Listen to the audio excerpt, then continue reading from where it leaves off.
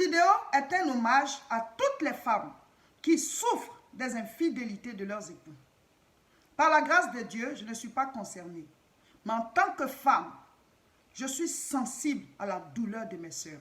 Je vais me baser sur les messages que quelques-unes d'entre elles m'ont fait venir pour vous faire comprendre leur souffrance, leur agonie, leur cri de cœur. L'une d'entre elles m'a dit, « Oh, pasteur, quand ton mari a une maîtresse. » C'est donc le titre de la vidéo. « Quand ton mari a une maîtresse. » Quand ton mari a une maîtresse, tu passes tes nuits à pleurer. Tu repenses à vos débuts, à l'amour qu'il y avait entre vous, ou alors à l'amour qu'il y a encore entre vous. Et tu te demandes à quel moment il y a eu la faute. Qu'est-ce qui s'est passé? L'amour que vous avez vécu, où est-il passé? Une autre personne est entrée dans sa vie. Et aujourd'hui, tu as perdu l'honneur que tu méritais. Tu as perdu le respect que tu méritais. Tu as perdu l'amour que tu méritais. Tu as perdu l'attention que tu méritais de la part de ton époux. Quand ton mari a une maîtresse, quand tu te fais belle, il ne remarque pas. Tu fais une nouvelle coiffure, il ne la voit pas. Tu portes de nouveaux vêtements, il ne s'en rend pas compte. Une nouvelle chaussure, il s'en fout. Mais quand la maîtresse fait un petit effort, elle a tous les compliments. Quand ton mari a une maîtresse, tu fais de bons plats. Il mange, mais il ne te dit jamais que c'est bon. Et même quand tu demandes si c'est bon, la réponse que tu vas recevoir, tu préfères ne plus demander. Quand ton mari a une maîtresse, tu n'as jamais raison. Tu as toujours tort. C'est la maîtresse qui a toujours raison. Si elle t'appelle, si elle t'insulte, si elle t'envoie des messages grossiers, si tu lui en parles, il te dira, mets-toi au-dessus de cela. C'est rien ça. Pourquoi t'énerver pour si peu? Mais si c'est toi qui écris à la maîtresse, si c'est toi qui l'appelle, si c'est toi qui lui dis des mots grossiers, tu verras de quel bois ton mari se chauffe. Mais pourquoi ne pas dire à la maîtresse, lâche les baskets à ma femme, lâche-lui les baskets, laisse-la en paix. Mais non, c'est comme si il n'était plus maître de sa vie. Mais normalement, il n'est plus maître de sa vie parce qu'il a une maîtresse. Quand ton mari a une maîtresse, tu passes tes nuits à pleurer. Ton oreiller est baigné de tes larmes. Tu souffres. Tu pleures. Tu ne sais pas à qui te confier. Il ne te comprend plus. Il te rejette. Il ne supporte même plus ta présence. Quand ton mari a une maîtresse, quand il doit sortir, tu le regardes se faire beau. Il se fait beau. Il se prépare. Il s'habille bien. Il prend soin de lui. Mais ce n'est pas pour toi. Ce n'est pas pour toi. Ton cœur est blessé. Tu souffres. Tu agonises. Quand tu en parles à ta mère ou à ton père, ils te disent, oh ma fille, vas-tu abandonner tes enfants dans ce foyer et partir? Et tu regardes à tes enfants.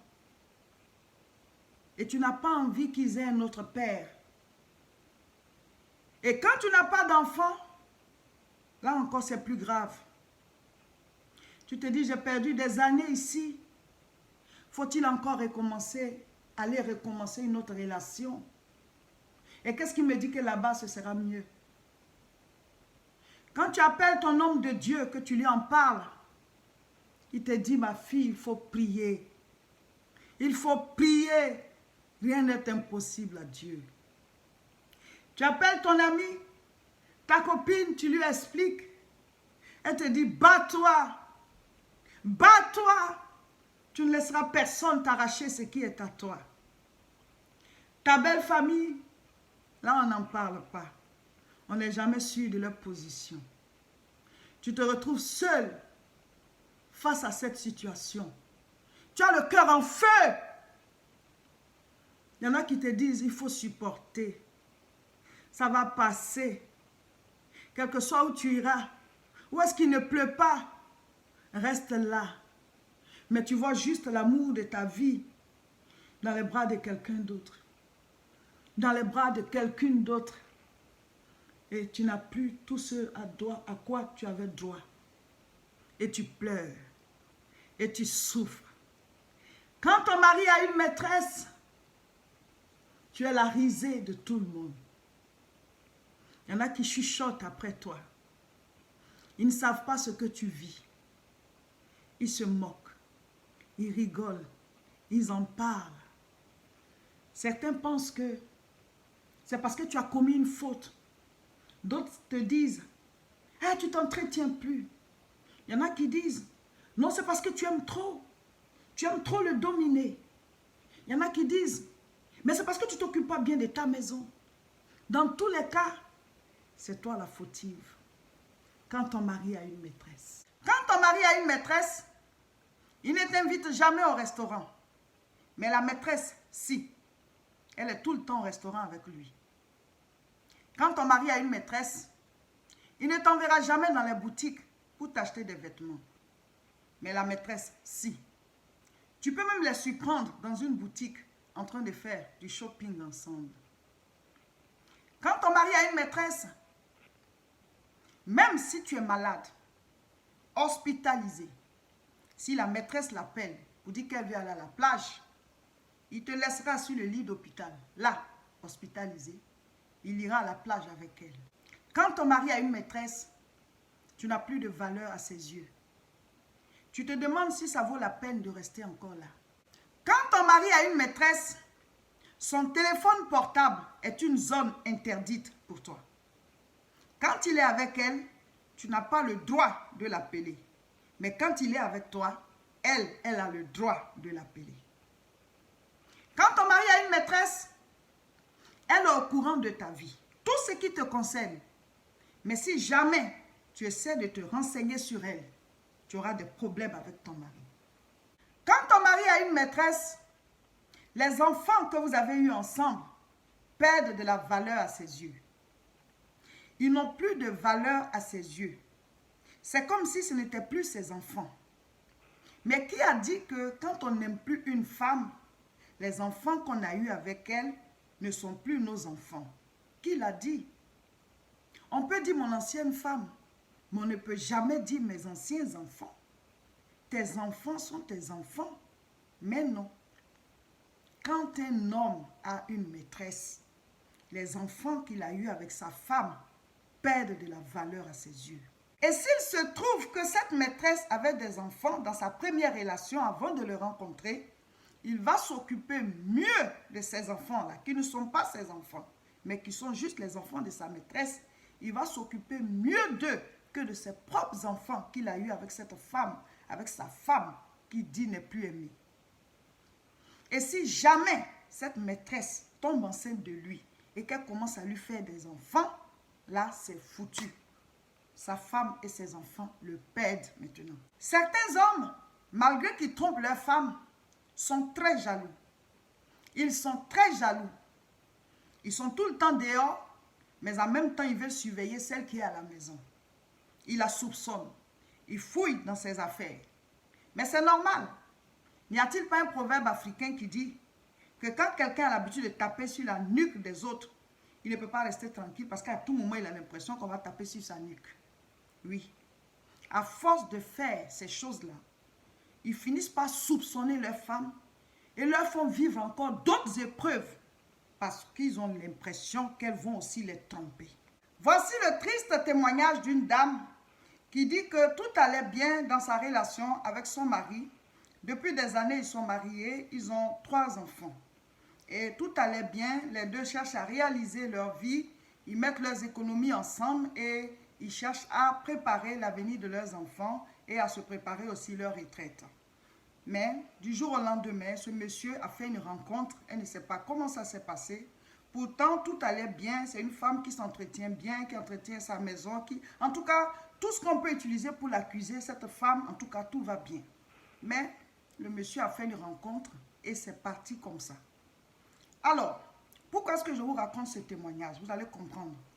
La dame dit que, au fur et à mesure, ce que son mari fait avec la maîtresse, ça a commencé à augmenter de niveau.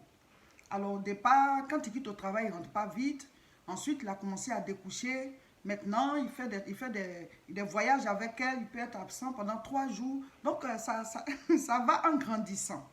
Jusqu'à ce qu'un jour, elle découvre dans le portable de son mari des photos d'une villa qu'il aurait achetée pour cette maîtresse avec les documents, tout et tout, avec le nom de la dame. Et la femme n'a pas supporté, elle a fait une crise, on l'a envoyée à l'hôpital, elle est sortie de là avec une hémiplégie, un côté qui est paralysé. Et donc, elle doit faire maintenant des rééducations pour pouvoir marcher. Alors, j'aimerais vous dire, mes frères, mes sœurs, à vous qui suivez la vidéo, quel que soit ce que vous pouvez vivre dans votre couple, quel que soit ce que vous pouvez vivre dans votre vie, vous devez protéger votre cœur.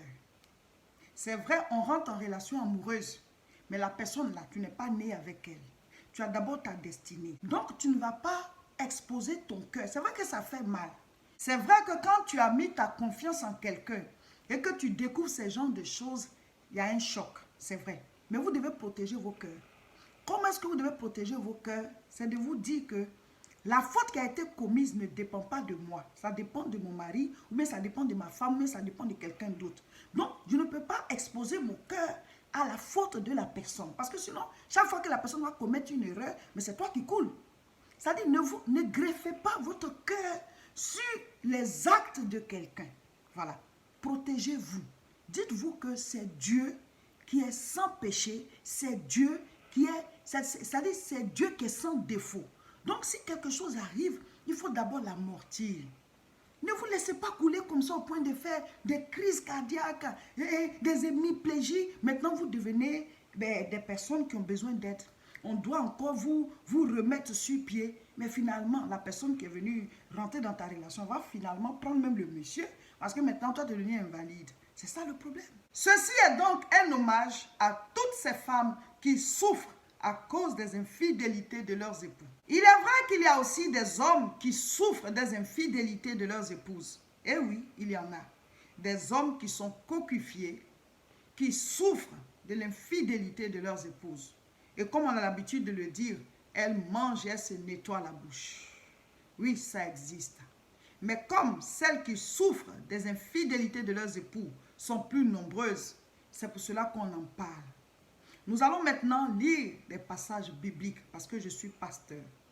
J'aimerais dire à toutes les femmes qui ne passent pas par là, qui ont eu la grâce, comme moi, d'avoir des époux qui ont compris la parole de Dieu ou bien des époux qui sont sérieux, qui les aiment réellement. J'aimerais vous dire, mes sœurs, que nous devons soutenir en prière les autres qui agonisent et qui souffrent. Apocalypse chapitre 20, je lis le verset 12. Et je vis les morts, les grands et les petits, qui se tenaient devant le trône. Des livres furent ouverts, et un autre livre fut ouvert, celui qui est le livre de vie. Et les morts furent jugés selon les œuvres, d'après ce qui était écrit dans ces livres. J'aimerais dire à nous tous, à tous ceux qui tomberont sur la vidéo, aux femmes qui souffrent comme aux hommes infidèles, aux hommes qui souffrent comme aux femmes infidèles, tout le monde, même si tu n'es pas concerné par le thème, la Bible dit, on sera jugé. Toutes nos œuvres sont inscrites dans des livres. Et au dernier jour, Dieu va nous juger selon ce qui est inscrit dans les livres. Donc, que chacun fasse ce qu'il veut sur cette terre. Si tu veux tromper ta femme, trompe-la. Tu veux tromper ton mari, trompe-le. Mais au dernier jour, Dieu te demandera des comptes pour tes actes, pour tout ton comportement sur cette terre. Ou alors, tu changes, tu décides de marcher selon les voies de Dieu parce que Dieu veut qu'on puisse aimer la personne qui nous aime, celle qui nous a fait confiance pour venir vivre avec nous, qu'on puisse l'honorer, l'aimer, vivre tous ces délices que tu veux vivre avec la maîtresse là. Tu peux vivre ça avec ta femme, tu peux les vivre avec ton mari. Ce que tu vas vivre dehors, vous pouvez le vivre ici. Décidez de le faire ensemble.